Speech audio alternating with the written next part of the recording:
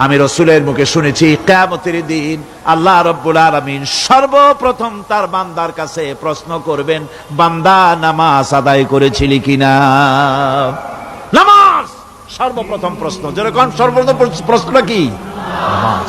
এই নামাজ আপনার বাচ্চাদেরকে যখন 7 বছর বয়স হবে নামাজের হুকুম করবেন।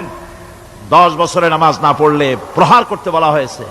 নামাজের জন্য কড়াকড়ি করতে হবে। পুরুষ নারী মেয়েদের মাসের ভিতরে কখনো কখনো তাদের যে সমস্ত মাসলা মাসাইল আছে সেই অনুযায়ী কখনো তাদের ক্ষমা আছে, বাকি তাদের নামাজ পড়তে হবে। আর পুরুষের জন্য পাগল হয়ে যাওয়া, বেহুশ হয়ে যাওয়া ছাড়া নামাজ মাপ নাই, নামাজ পড়তেই হবে। এই যে নামাজ না হলে ঈমান থাকবে না, ঈমান নষ্ট হবে, কিয়ামতে জাহান্নামে যাওয়া লাগবে।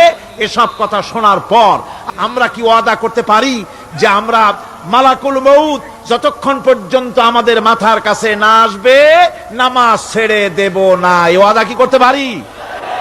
2 হাত উঁচু করুন, বলেন ইয়া আল্লাহ, আমি তোমার নামে শপথ করছি, যতদিন মালাকুল মউত আমার মাথার কাছে না আসতেছে ততদিন পর্যন্ত ফরজ নামাজ, ফরজ রোজা ছেড়ে দেব না। ইয়া আল্লাহ, মৃত্যু পর্যন্ত আমার এই ওয়াদা পালনের তৌফিক আমাকে দান করো, আমিন। আল্লাহ পাক আমাদের এই ওয়াদা মঞ্জুর করুন, জোরে কোন আমিন।